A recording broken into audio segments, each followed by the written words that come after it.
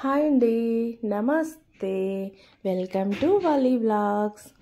ఇవాళ ఎక్కడికి వెళ్ళాము అని అనుకుంటున్నారా?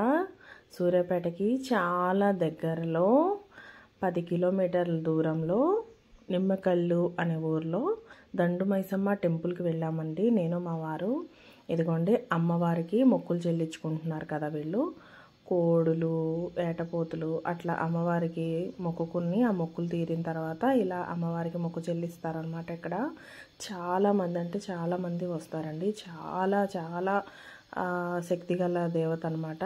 కొత్త బండ్లు, ట్రాక్టర్లు, కార్లు, బైకులు ఇలా ఏవైనా కొత్త ఏమైనా కొనుక్కుంటే అమ్మవారి దగ్గరికి, గుడి దగ్గరికి తీసుకెళ్ళి పూజ చేయించుకుంటూ ఉంటారన్నమాట. చాలా ఫేమస్ అండి అమ్మవారు. అంతకుముందు చాలా చిన్నగా ఉండేదండి టెంపుల్. ఆ రోడ్డు వేస్తున్నప్పుడు ఇక అమ్మవారి టెంపుల్ కూడా చాలా పెద్దగా కట్టారనమాట.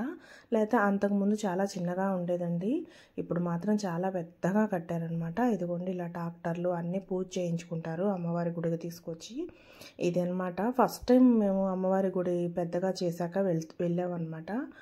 ఇలా వెళ్తూ ఇవన్నీ ఇంకా పూలు, కొబ్బరికాయలు అవన్నీ కొనుక్కోవాలి కదండి. గుడికి వెళ్తున్నాం అంటే ఇక తీసుకున్నాము. లోపలికి వెళ్తున్నాము. నేను మా వారు వచ్చాము టెంపుల్కి. ఇలా అంత పెద్దగా ఉంటుందన్నమాట.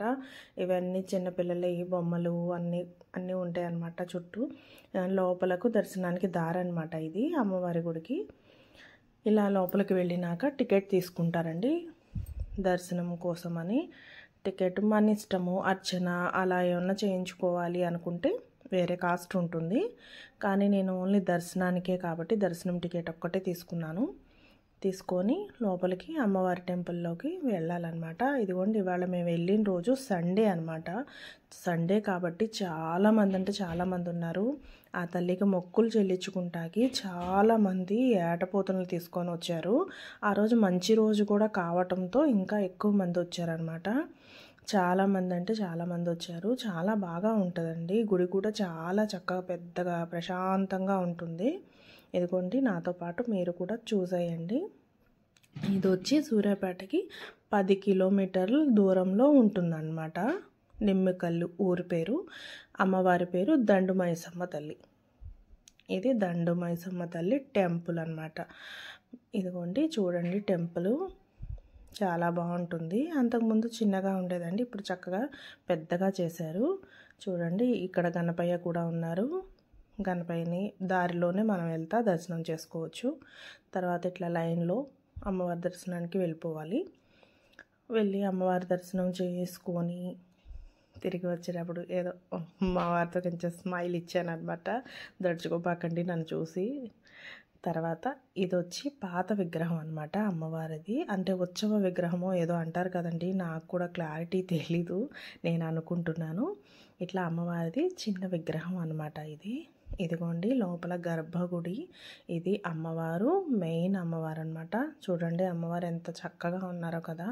కానీ చాలా వరకు పూజారి గారు కవర్ చేశారు మేము వీడియో తీస్తున్నప్పుడు. కానీ ఇక అందరూ పూజలు చేయించుకుంటారు కదండి, తప్పదు. ఇంకా అలాగా మేము కూడా పూజ చేయించేసుకొని మళ్ళీ బయటకు వచ్చేసాము. బయటకు వచ్చేసరికి మళ్ళీ ఇంకో తమ్ముడు ఎవరో వాళ్ళు కూడా అమ్మవారికి పొటేల్ని ఇస్తున్నారనమాట.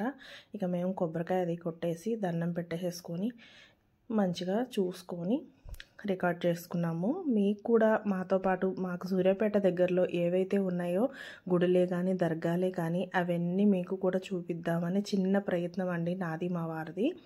తప్పుగా అనుకోవద్దు ఎవరు. ఇదిగోండి, అమ్మవారి దగ్గర పూలు ఇచ్చారు, అవి పెట్టుకుందామని చెప్పి నేను అక్కడ నుంచున్నాను. ఇవన్నీ వచ్చి ముడుపులు అనమాట. అమ్మవారికి ముడుపులు కడతారు అందరూ. ఇదిగోండి, ఇదేమో రావి చెట్టు, పెద్దదనమాట. చాలా పెద్ద రావి చెట్టు అండి. ఇంకా గుడి విస్తీర్ణం కోసం అడ్డొస్తుందని నరికేశారనమాట. ఇలాగా చక్కగా సింహం అమ్మవారి ముందు అలాగ విగ్రహం ఉంటుంది. అమ్మవారు చూడండి ఎంత చక్కగా ఉన్నారో. దండం పెట్టుకోండి.